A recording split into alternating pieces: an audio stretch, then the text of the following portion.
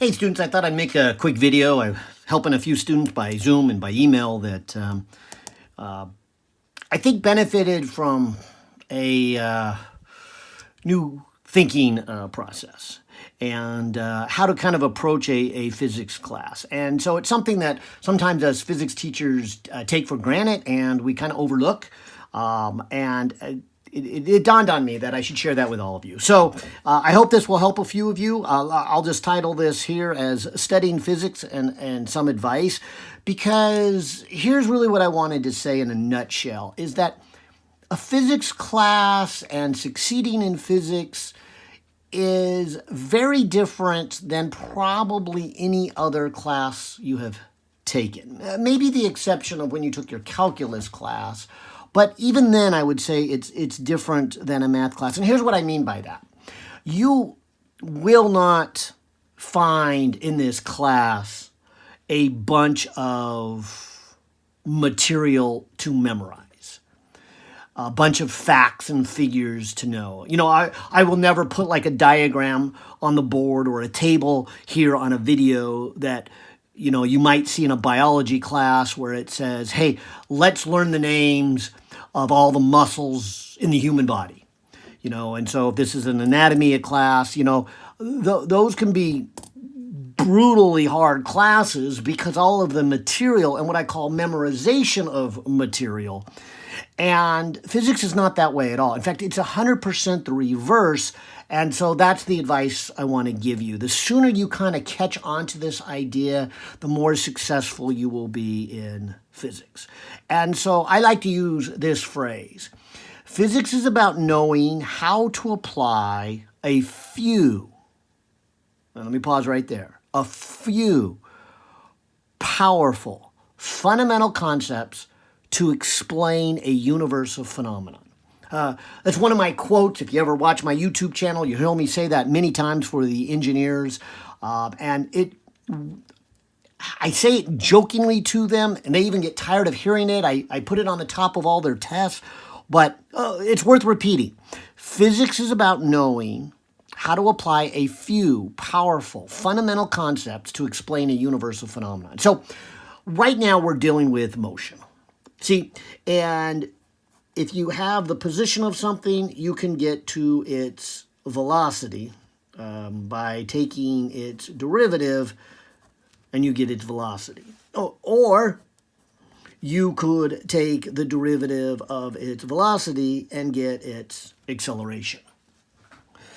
And if I were to say, what are chapters 2 and 3 all about? This is it. If you know this much, you know everything about chapters 2 and 3. That's all you have to memorize. The rest, though, is hard because of deductive reasoning.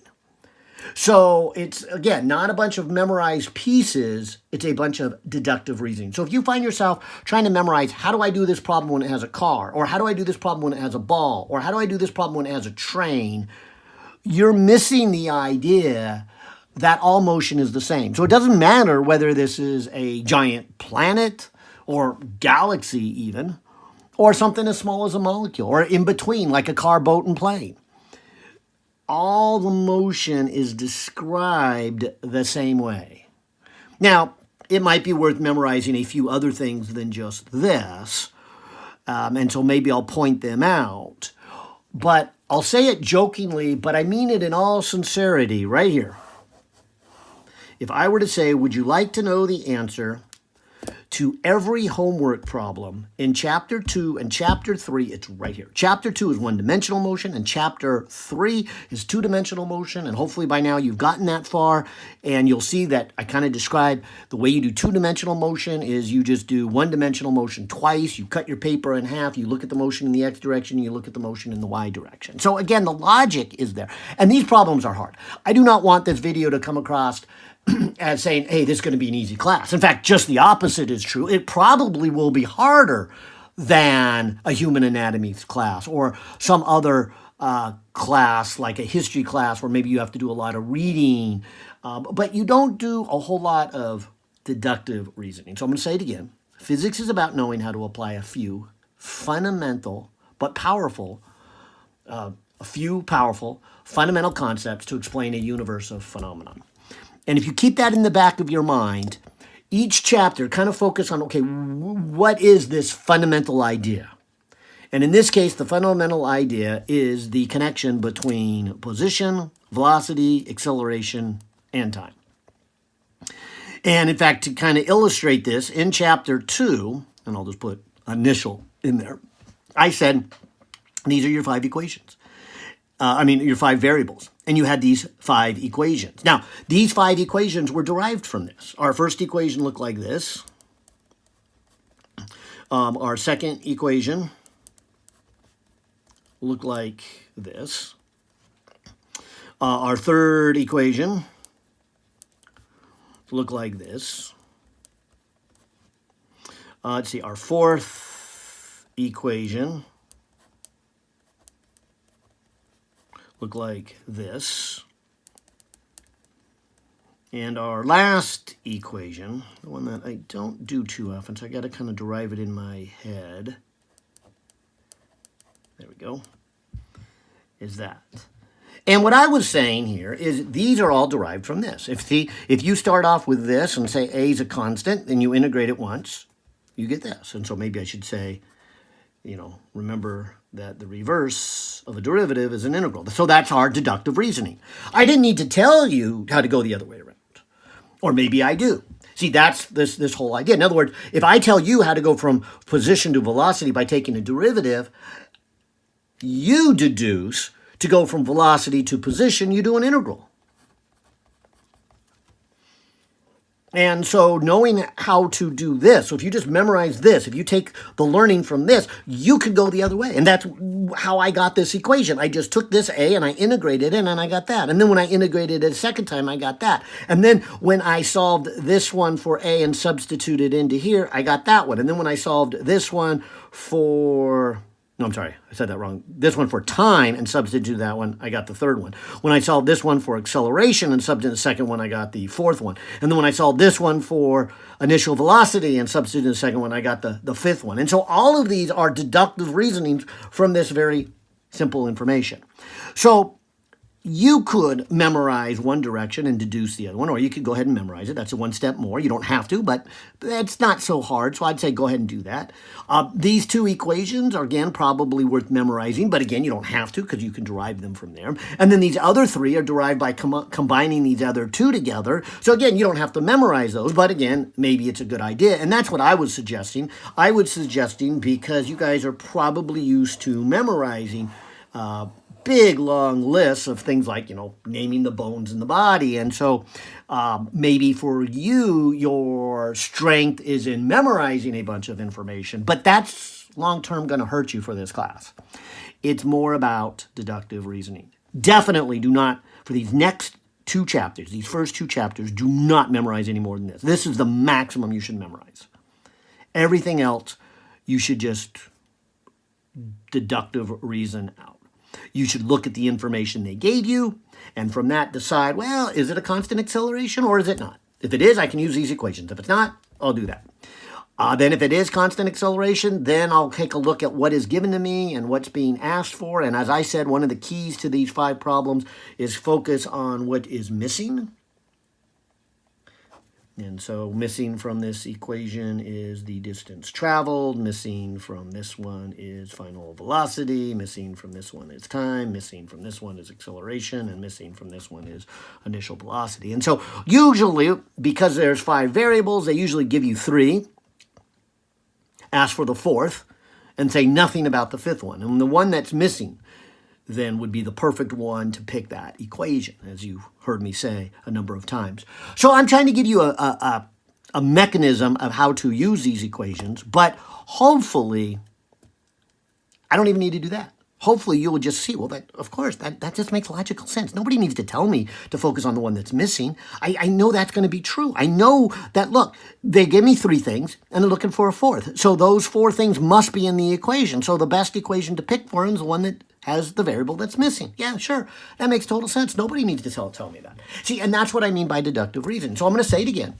2 chapters. Would you like to know the answer to everything, all these homework problems that you're probably struggling on? Would you like to know the answer to everything in chapter 2 and everything in chapter 3? It's right here. It's right here on that page. Just memorize that much, and the rest is deductive reasoning. And when you begin to see that, you'll find that physics then is different than your other classes. And again, I'm not going to say it's easy, because I would even say it's probably now harder, because now you have very little to work with and you have to reason out, where do I go in this maze? Which is why I give you so many homework problems, because I call them self-correcting. That is, you might start off and do the first 4 and they take you a while, and then you begin to see the deductive reasoning, and then the next 8 you just go bam, bam, bam, bam, bam, bam, bam, and you're done in no time. I mean, if you see it right away, you'll do all 12, boom, boom, boom, boom, boom, and be done in no time. So it's self-correcting, because if you know what's going on, the homework won't take you long. If you don't know what's going on, the homework will take you a really, really long time. But that's okay, because you need that long time. You need time on task, because you don't really understand it quite yet. And so maybe after 4, even though it takes you a long time, maybe the 5th, the 6th, the 7th, and the 8th, they're still taking you a long time. Now, hopefully by the 12th one, you're like, oh yeah, these are fast. But, some people will get to the 12th one and go, oh, you know what, I still am struggling. Fine, do some more. Don't just do the ones I assigned. And so the more problems you do, the better. And you can tell how well you really know it by how quickly you can actually do it. And so, in theory, I could go to chapter 2 and open up the book, and I could go through problem. I think there's 66 problems. I can look at the first one and second one and third one and all the way to number 66, and every single one of those I could answer right here. That, and of course, deductive reasoning. And so part of deductive reasoning is I've got to think about, like I know I'm thinking of 66 was one of the ones that was assigned, and I got to think about my math, and I got to think about the equations that go with the math, and I got to think about how those translate into a graph. And so there's a lot of thinking that's going on, a lot of, again, deductive reasoning. And so that's really my advice. You'll see that in the next 3 chapters. And so when we get in chapters 4, 5, and 6, these, as you saw in my announcement today, are Newton's 3 laws of motion. And those are just 3 sentences. And I would say the same thing. Would you like to know the answer to everything that's in chapters 4, 5, and 6? Which, by the way, that brings us to exam number 1. Because exam number 1 is chapters 1 through 6. And so I will say that this is all you need to know for exam number 1. Right here, this little box, and 3 sentences, which, let me not give it to you now. We haven't gotten that far. But if you can learn Newton's 3 laws, memorize Newton's 3 laws, then all you got to do is deductively try them. Now, don't get me wrong. This is not going to be easy. You are going to struggle with chapters 4, 5, and 6. These are going to be hard. You're going to have to put your math together. You're going to have to put your thinking together. You're going to have to, do all that crazy stuff. Okay, I put it in words. Now I got to change my words into an equation, and I got to solve my equation, and I got to do all those steps correctly. I got to do the math correctly. So there's a lot of work there, and it's really hard, and it's different than probably any other class that you've had before, because there is so little material to memorize, but so powerful that we can do any motion. And that's this idea. That's why physics is about finding these fundamental and powerful, but few fundamental quantities that explain a universal phenomenon. And so if I just take this idea, these definitions of position, velocity, acceleration, and time, and I put them together with the 3 laws of nature, I can talk about any motion. This could be a satellite, this could be a molecule, this could be a galaxy. It doesn't matter. So anyways, I hope that is a little paradigm shift for you, where you now begin to say, ooh, I don't want to just make page after page after page of information and tables and equations.